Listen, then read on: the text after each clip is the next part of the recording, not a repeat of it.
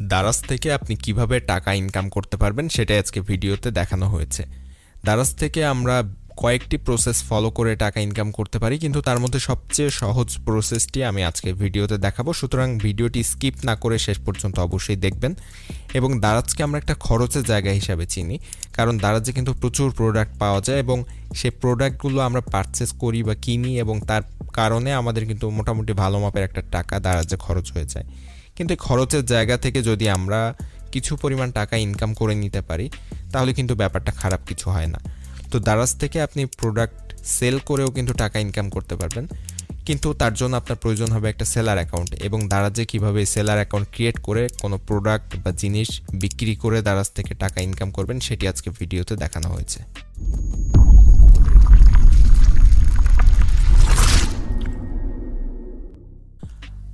দারাজ থেকে টাকা ইনকাম করার সবচেয়ে সহজ প্রসেসটি হচ্ছে দারাজে সেলার হয়ে কোনো প্রোডাক্ট বা জিনিস বিক্রি করে সেখান থেকে টাকা ইনকাম করা। তো এর জন্য সেলার অ্যাকাউন্টের প্রয়োজন হবে, এবং সেই সেলার অ্যাকাউন্ট ক্রিয়েট করার জন্য আপনি প্রথমে গুগলে চলে আসবেন এবং সেখান থেকে দারাজ সেলার সেন্টার লিখে সার্চ করবেন, এবং সর্বপ্রথম যে ওয়েবসাইটটি পাবেন এই ওয়েবসাইটটি আপনি ওপেন করবেন। এবং এটা ওপেন করার পর এরকম একটা ইন্টারফেস আপনার সামনে আসবে। এখান থেকে খেয়াল করলে কয়েকটি অপশন পাবেন। দারাজ মল সেলার দেখেন এখানে। তো দারাজ মল সেলারটা মূলত যে অথেন্টিক প্রোডাক্ট বা আপনার যদি কোনো ব্র্যান্ড থাকলে সেটা দারাজ মল সেলার। ডিজিটাল গুড সেলার যদি হতে চান আপনি, তাহলে সেক্ষেত্রে আপনার কয়েকটি বিষয় লাগবে, অর্থাৎ ডিজিটাল যে প্রোডাক্টগুলো আছে বিভিন্ন ধরনের গিফট কার্ড বা এরকম। এবং গ্লোবাল প্রোডাক্টটা হচ্ছে বাইরের দেশের যারা সেলার দারাজে আছেন তাদের জন্য। এবং লোকাল সেলার বলতে আপনি সাধারণত লোকাল সেলার বলতে আমাদের দেশীয় যে সেলাররা আছেন তাদেরকে বোঝায়। তো অবশ্যই আমাদের একটা লোকাল সেলার অ্যাকাউন্ট ক্রিয়েট করতে হবে। তার জন্য নিচে যে sign up as local seller এটার উপর ক্লিক করে দিব। তারপর এরকম একটা পেজ আমাদের সামনে চলে আসবে।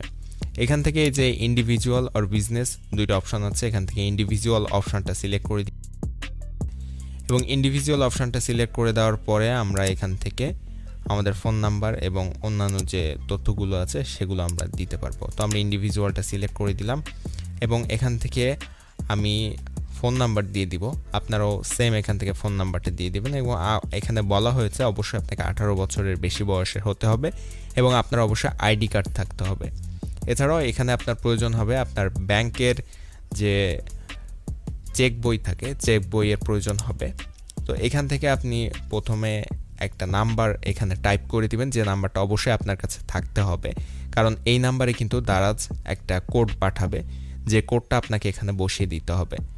তো এখানে অবশ্যই আপনার একটা ভ্যালিড নাম্বার যেটা আপনার কাছে আছে সেটা বসাতে হবে, এবং অবশ্যই আপনার কিন্তু একটা চেক বইয়ের ছবি লাগবে। চেক বইয়ের ব্ল্যাঙ্ক চেকের যে ব্ল্যাঙ্ক পেজের ছবি সেটা কিন্তু লাগবে। সেখানে আপনার কোনো সাইন করা বা কোনো কিছুর প্রয়োজন হবে না, শুধুমাত্র একটা ফাঁকা চেক বইয়ের ছবি লাগবে, অর্থাৎ আপনার যে আসলে ব্যাংক অ্যাকাউন্ট আছে সেটা তাদের প্রুভ করতে হবে। তো এরপর এইখানে যে অপশনটা দেখছেন এইটা জাস্ট স্লাইড করে ডান দিকে নিয়ে যেতে হবে, জাস্ট প্রেস করে ধরে রেখে ডান দিকে নিয়ে যেতে হবে। তো আমি জাস্ট এই যে প্রেস করে ধরে রেখে ডান দিকে নিয়ে গেলাম, এবং এরপরে কিন্তু পরবর্তী অপশানগুলো এখানে চালু হয়ে গিয়েছে এবং এইগুলো কিন্তু আমার ফিল আপ করতে হবে। এখানে দেখেন, এখানে কিন্তু আমার একটা বক্স দিয়েছে, এখানে আমার ফোনে একটা কোড গিয়েছে, সেই ফোনের কোডটা আমাকে এখানে বসিয়ে দিতে হবে। এবং জাস্ট কোডটা বসিয়ে দেওয়ার পর আপনি এখানে পাসওয়ার্ড দিয়ে দিবেন। আপনি যে কোনো একটা পাসওয়ার্ড দিবেন, অবশ্যই ভালোভাবে একটা পাসওয়ার্ড দিবেন।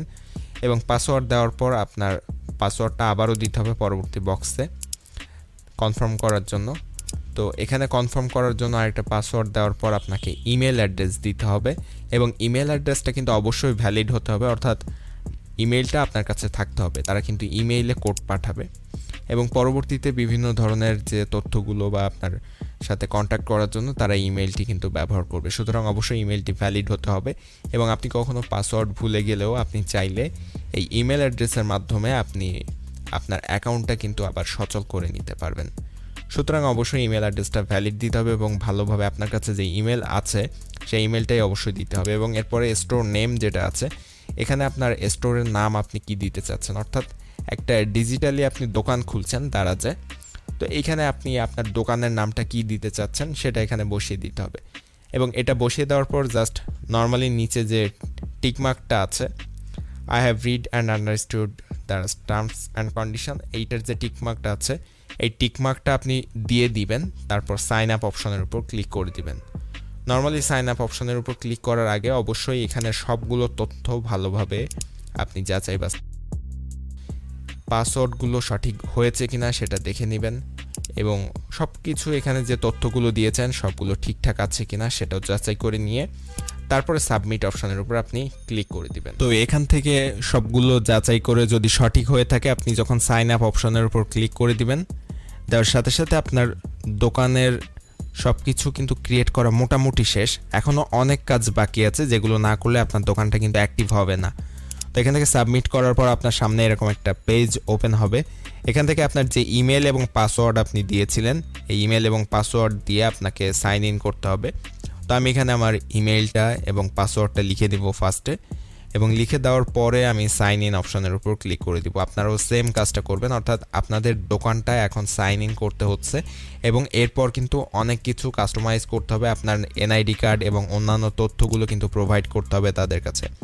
তো এখান থেকে সাইন ইন করার পরপরই এখানে আমাদের দোকানটা কিন্তু মোটামুটি ক্রিয়েট করা কমপ্লিট হয়ে গিয়েছে, এবং এখানে আমাদের এখন কিছু কাজ আছে যে কাজগুলো আমাদের এখন এখানে করতে হবে। এই কাজগুলো সঠিকভাবে না করলে আমাদের শপটা কিন্তু অ্যাক্টিভ হবে না, অর্থাৎ আমরা শপটা ব্যবহার করতে পারবো না, কোনো প্রোডাক্ট সেল করতে পারবো না। তো এই কাজগুলো অবশ্যই মনোযোগ সহকারে দেখবেন এবং সেগুলো করবেন। এখানে যে স্টার্ট টু সেল, এইখানে যে ম্যানেজ অ্যাড্রেস বুক অপশনটা আছে এটার উপর ক্লিক করে দিবেন, এবং এখান থেকে আপনার অ্যাড্রেস, আপনার শপ যেখানে আছে অথবা আপনি যদি নিজের বাড়ি থেকেই সেল করতে চান তাহলে আপনার বাড়ির অ্যাড্রেসটা এখানে দিতে হবে, এবং এখান থেকে আপনার কান্ট্রি সিলেক্ট করতে হবে, আপনার যে ডিভিশন সিলেক্ট করতে হবে, এখান থেকে আপনার সিটি সিলেক্ট করতে হবে, আপনার পোস্ট কোড সিলেক্ট করতে হবে। এইগুলো এখান থেকে সব কিছু দিয়ে দিতে হবে। মূলত আপনার অ্যাড্রেস যেটা আছে সেটা আপনি এখান থেকে দিয়ে দিবেন, সঠিক অ্যাড্রেসটাই দিতে হবে, কারণ আপনি কোনো প্রোডাক্ট সেল করলে যদি ওই প্রোডাক্টটা রিটার্ন আসে অথবা যদি কোনো কারণে ওই প্রোডাক্টটা ফেল ডেলিভারি দিয়ে আবার আপনার কাছে ব্যাক করে, সেক্ষেত্রে কিন্তু আপনার এই অ্যাড্রেসটা অত্যন্ত প্রয়োজন হবে, তখন ওই প্রোডাক্টটা কিন্তু এই অ্যাড্রেসে পাঠানো হবে। তো সে কারণে অবশ্যই এই প্রোডাক্টটা কিন্তু আপনার হাতে ফিরে পাওয়ার জন্য এটা প্রয়োজন হবে, অর্থাৎ এই ঠিকানাগুলো সঠিকভাবে দেওয়ার প্রয়োজন হবে। তো এই ঠিকানাগুলো অবশ্যই মনোযোগ দিয়ে ভালোভাবে খেয়াল করলে সঠিকভাবে আপনারা আপনাদের সব কিছু, আপনার বিজনেস অ্যাড্রেস, আপনার যে country, division, city, post code, এই সবগুলো খুব ভালোভাবে খেয়াল করে এখানে দিয়ে দিবেন, এবং ওয়্যার হাউস অ্যাড্রেস এটাও আপনি সেম দিয়ে দিবেন, টিকমার্কে দিয়ে দিবেন, এবং রিটার্ন অ্যাড্রেসটাও সেম দিয়ে দিবেন।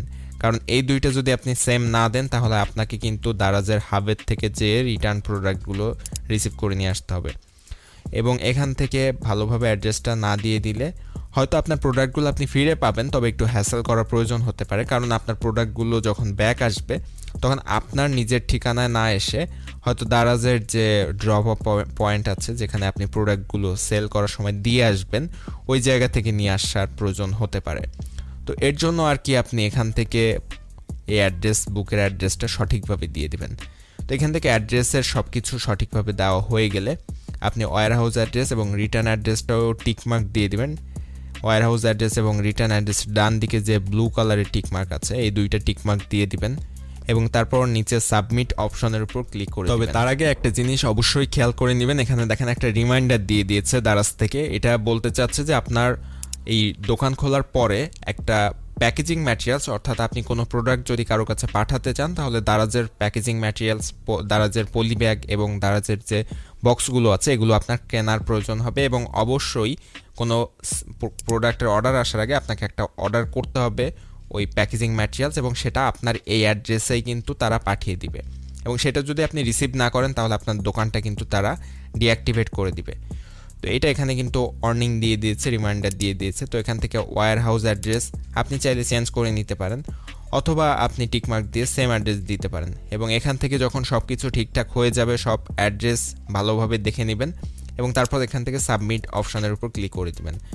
সাবমিট অপশানে ক্লিক করার সাথে সাথে আপনাকে কিন্তু নতুন আরেকটা পেজে নিয়ে যাবে, এবং এখান থেকে ভেরিফাই আইডি ইনফরমেশনের উপর ক্লিক করতে হবে। আপনার আইডি, এনআইডি কার্ড দিতে হবে এখান থেকে। তো তো এখান থেকে ভেরিফাই ইওর এনআইডি কার্ড এই অপশনের উপর ক্লিক করে দিলাম এবং এখান থেকে ফার্স্টে খেয়াল করলে দেখতে পাবেন আইডি টাইপ অপশন আছে, এখান থেকে অবশ্যই এনআইডি সিলেক্ট করে দিতে হবে। তারপর এখান থেকে ফার্স্ট অ্যান্ড লাস্ট নেম যেটা আছে, এখানে আপনার আইডি কার্ডে যে নেম আছে হুবহু সেই নামটা এখানে, এবং তারপরে এখান থেকে ন্যাশনাল আইডি কার্ড যেটা আছে সেখান থেকে দেখে আপনি নামটা সঠিকভাবে বসিয়ে দিবেন এবং তারপর এখান থেকে আইডি কার্ডের যে নাম্বারটা আছে আইডি নাম্বারটা এখানে অবশ্যই বসিয়ে দিবেন সঠিকভাবে। এবং আইডি নাম্বার বসিয়ে দেওয়ার পরে আপনাকে যেটা করতে হবে, এখান থেকে আপনার আইডি কার্ডের সামনের পাশের ছবি এবং পিছনের পাশের ছবি, অর্থাৎ ফ্রন্ট পার্ট এবং ব্যাক পার্টের যে ছবি আছে আইডি কার্ডের, এই দুইটা এখানে আপলোড করতে হবে। তো এখান থেকে আমি আমার যে দোকান বা শপের যে আইডি কার্ডের নামে হচ্ছে সেটার ফ্রন্ট পার্ট এবং ব্যাক পার্ট এখান থেকে আপলোড করে দিব। আপনারাও সেমভাবে আপনাদের আইডি কার্ডের একটা ক্লিয়ার ছবি আপলোড করবেন, কোনোভাবেই ঝাপসা বা ব্লারি কোনো ছবি এখানে আপলোড করবেন না, তাহলে কিন্তু দোকানটা রিজেক্ট হয়ে যেতে পারে। সে কারণে অবশ্যই চেষ্টা করবেন এখানের যে তথ্যগুলো দিয়েছেন সেগুলো যাতে পুরোপুরি একবারে সঠিক হয় সেটা দেখার, এবং এখানে যে ছবি দুইটি প্রোভাইড করেছেন এই দুইটা যেন পুরোপুরি ক্লিয়ার হয়, কোনো ব্লারি ভাব এই ছবিতে না থাকে। এটা যাচাই করার পর আপনি সাবমিট অপশানে ক্লিক করে দিবেন এবং আপনাকে নতুন আরেকটি পেজে নিয়ে যাবে।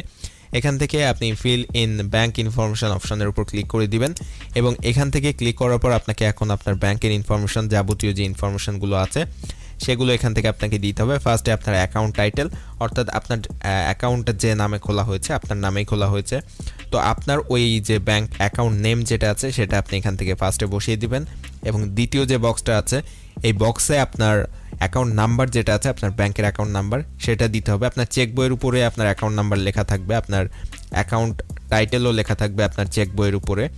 এই চেক বইয়ের উপর থেকে আপনি এই দুইটা জিনিস দেখে যাচাই করে সঠিকভাবে বসিয়ে দিবেন যাতে কোনো ভুল না হয়। এবং ব্যাংক নেম যেটা আছে, ব্যাংক নেমের জায়গায় আপনার কোন ব্যাংকে অ্যাকাউন্ট আছে সেই ব্যাংকের নামটা বসিয়ে দিবেন এবং একেবারে যে এর পরের অপশনটা ব্রাঞ্চ নেম, ব্রাঞ্চ নেমের জায়গায় আপনি যে ব্রাঞ্চে অ্যাকাউন্ট ক্রিয়েট করেছেন ওই ব্রাঞ্চ নেমটা আপনি বসিয়ে দেবেন, এটাও কিন্তু আপনার চেকের উপরে থাকবে। এবং অনেক সময় আমাদের যে সমস্যাটা হয় সেটা হচ্ছে আমরা অনেকেই কিন্তু এজেন্ট ব্যাংকিং খুলে থাকি, এজেন্ট ব্যাংকিং অ্যাকাউন্ট, তো সেক্ষেত্রে কিন্তু আমাদের রাউটিং নাম্বারটা থাকে না।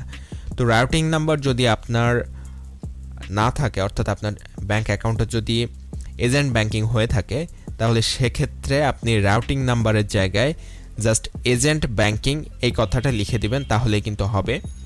তো এখান থেকে আমার ব্যাংক নেম সিলেক্ট করা শেষ, এখন ব্রাঞ্চ নেমের জায়গায় এখানে জাস্ট এজেন্ট ব্যাংকিং লিখে দিব। তো এজেন্ট ব্যাংকিং দিতে হবে এখানে, এবং রাউটিং নাম্বারটা কিন্তু আপনার যে চেক বই আছে চেক বইয়ের উপরেই পেয়ে যাবেন রাউটিং নাম্বারটা, আপনি চেক বই থেকে রাউটিং নাম্বারটা দিয়ে দিবেন। এবং যদি যার রাউটিং নাম্বার খুঁজে পেতে অসুবিধা হয় তাহলে আপনি যেখান থেকে অ্যাকাউন্ট ক্রিয়েট করেছিলেন, আপনার ব্যাংকের অ্যাকাউন্ট খুলেছিলেন, সেখানে কল দিয়ে আপনি রাউটিং নাম্বারটা কিন্তু দেখে নিতে পারবেন। এবং ব্রাঞ্চ নেমের জায়গায় অবশ্যই যদি এজেন্ট ব্যাংকিং হয় তাহলে এজেন্ট ব্যাংকিং দিয়ে দিবেন, যদি কোনো জায়গার বা কোনো ব্রাঞ্চ হয়ে থাকে সেই ব্রাঞ্চের নামটা দিবেন, রাউটিং নাম্বারটা সঠিকভাবে দিবেন, রাউটিং নাম্বার সঠিকভাবে অবশ্যই দিবেন। এবং এখান থেকে একটা চেক বইয়ের ব্ল্যাঙ্ক ছবি আপলোড করে দিবেন। খেয়াল করবেন আপনার চেক বইয়ের পেজে যাতে আপনার কোনো সাইন না থাকে, পুরোপুরি ব্ল্যাঙ্ক, এতে কোনো সমস্যা হবে না। এরপর সাবমিট অপশনের উপর ক্লিক করে দিবেন। তো এখানে আমার মেবি নামে ভুল হয়েছে, আমার ব্যাংকের অ্যাকাউন্ট নেম সবগুলো বড় হাতের দেওয়া যাবে না, এটা ছোট হাতের লেটার লিখতে হবে। তো যাই হোক আমি এটা কারেক্ট করে নিচ্ছি। এখন যে বিষয়টা আমি বলছিলাম যে আপনারা কোনোভাবে আপনাদের ব্যাংকের যে চেকের ছবি বা চেকের পেজের ছবিটা দিয়েছেন ওটাতে কোনো ধরনের সাইন যাতে না থাকে আপনাদের, সেটা ইনশিওর করে তারপর আপলোড দিবেন। তো চেকের বইয়ের পেজে যদি সাইন না থাকে সেক্ষেত্রে কোনো ধরনের সমস্যার তবে চেকের বইয়ে যদি সাইন থাকে তাহলে কিন্তু সমস্যা হতে পারে। তো এইগুলো যাচাই করে আপনি জাস্ট সাবমিট অপশনে ক্লিক করে দিবেন, তারপর এখান থেকে অর্ডার পারচেজ ইনফো এই অপশনের উপর আপনি ক্লিক করে দিবেন। এবং এখান থেকেই কিন্তু আমি যেটা আগে বলেছিলাম আপনাকে একটা যে বক্স অথবা কোনো দারাজের পলি এই ধরনের প্যাকেজিং ম্যাটেরিয়ালস এখান থেকে অর্ডার করতে হবে, আপনার প্রয়োজন অনুযায়ী আপনি এখান থেকে অর্ডার করে দিবেন একটা। আমি জাস্ট এখান থেকে যে কোনো একটা অর্ডার করে দিব, এখানে কিন্তু 0 VDT দেখাচ্ছে, এখান থেকে কিন্তু কোনো টাকার প্রয়োজন হচ্ছে না। এবং এখান থেকে আমি জাস্ট একটা সিলেক্ট করে দিব, যে কোনো একটা সিলেক্ট করে দিব, এখান থেকে আপনাদের যেটা প্রয়োজন হবে সেটা আপনারা এখান থেকে সিলেক্ট করবেন। প্যাকেজিং ম্যাটেরিয়ালস বলতে আপনি যখন কোনো একটা অর্ডার পাবেন, ওই অর্ডার ধরুন একটা ফ্যানের অর্ডার পেয়েছেন, তো ওই ফ্যানটা আপনি যখন কাস্টমারের কাছে পৌঁছাবেন তার আগে কিন্তু দারাজের যে বক্স অথবা দারাজের পলি ব্যাগ আছে এইগুলো দিয়ে প্যাকেজিং করে তারপর দারাজের হাবে দিয়ে আসতে হবে এবং দারাজ হাব থেকে আপনার ওই প্রোডাক্টটা আপনার কাস্টমারের কাছে পৌঁছে দিবে। তো এই পরিবহনের ক্ষেত্রে আপনার পলি ব্যাগ অথবা দারাজের যে বক্স আছে এই বক্স অথবা পলি ব্যাগ যে কোনো একটা ব্যবহার করতে হয়। তো আপনি এই জিনিসগুলো আপনার যেটা প্রয়োজন আপনার প্রোডাক্ট অনুযায়ী, আপনি ধরেন বিভিন্ন ধরনের গ্যাজেট বিক্রি করেন, সেক্ষেত্রে আপনার কিন্তু বক্সের প্রয়োজন হবে এবং এখানে কিন্তু রিমাইন্ডার দিয়ে দিয়েছে যে আপনি যদি এই অর্ডার রিসিভ না করেন সেক্ষেত্রে আপনার দোকান বা এই যে শপটা আপনি এতক্ষণ ধরে ক্রিয়েট করছেন এই শপটা কিন্তু তারা রিমুভ করে দিবে বা ডিঅ্যাক্টিভ করে দিবে। আপনাকে অবশ্যই এই অর্ডারটা কিন্তু রিসিভ করতে হবে। তো অর্ডারটা এখান থেকে জাস্ট যেহেতু টাকা নিচ্ছে না সেক্ষেত্রে আপনি ফ্রিতেই পেয়ে যাচ্ছেন কয়েকটা পলি ব্যাগ অথবা দারাজের যে বক্স আছে এই বক্স। তো সেটা আমার মনে হয় রিসিভ করাই ভালো, সেক্ষেত্রে আপনার শপটা ভালো থাকছে, আপনার শপটা নষ্ট হচ্ছে না। তো এখান থেকে একটা যে কোনো বক্স অথবা পলি ব্যাগের সিলেক্ট করে দিয়ে আপনি সাবমিট অপশানের উপর ক্লিক করে সাবমিট করে দিবেন, তাহলে কিন্তু আপনার অর্ডারটা কনফার্ম হয়ে যাবে এবং অবশ্যই আপনি এই অর্ডারটা কিন্তু রিসিভ করবেন। কোনোভাবেই আপনার এই অর্ডারটা যাতে ক্যান্সেল না হয়, ফেইল্ড ডেলিভারি না হয় সেটা কিন্তু আপনি খেয়াল করবেন। এবং এই অর্ডারটা কিন্তু আপনি যে অ্যাড্রেস দিয়েছিলেন ফার্স্টে ওই অ্যাড্রেসে পাঠানো হবে। তো এখান থেকে সাবমিট করে দেওয়ার পর এখান থেকে আপলোড ইউর SKU এখানে ক্লিক করে আপনি বিভিন্ন ধরনের প্রোডাক্ট আপনার দোকানে মানে প্রোডাক্ট উঠাতে পারবেন বা প্রোডাক্ট অ্যাড করতে পারবেন। তো এখান থেকে আমি প্রোডাক্ট আজকের ভিডিওতে অ্যাড করা দেখাবো না, পরবর্তী আরেকটা ভিডিওতে আপনার শপে কিভাবে আপনি প্রোডাক্ট অ্যাড করবেন সেটা আমি দেখানোর চেষ্টা করব। এবং আপনি চাইলে আপনার শপটা কিন্তু কাস্টমাইজ করে নিতে পারেন, আপনার শপের নাম চেঞ্জ করতে পারেন এবং অন্যান্য যে তথ্যগুলো আছে সেগুলো আপনি যাচাই করে বা অ্যাড করে নিতে পারেন। এমনকি আপনি চাইলে আপনার দোকানের একটা লোগো অ্যাড করতে পারেন, কাভার ফটো অ্যাড করতে পারেন, অন্যান্য সব কাস্টমাইজ করতে পারেন। তার জন্য বাম দিকে এখান থেকে স্টোর ডেকোরেশন অপশনের উপর ক্লিক করে দিবেন নর্মালি, এবং এখান থেকে কিন্তু আপনি মোবাইল অথবা কম্পিউটারে কোন ডিভাইসে কেমন দেখা যাবে সেটাও দেখে নিতে পারবেন। জাস্ট এখান থেকে একটা ট্যুর দিয়ে নিতে পারেন, অর্থাৎ কোন জিনিসটা কী কাজ সেটা দিয়ে নিতে পারেন, অথবা আপনি চাইলে এটা ক্লোজ করে দিতে পারেন এবং এটা ক্লোজ করে দিয়ে এখান থেকে আপনি লোগো অথবা কাভার ফটো অ্যাড করতে পারেন। তবে সেটা আমি পরবর্তী ভিডিওতে দেখাবো কিভাবে কাস্টমাইজ করবেন।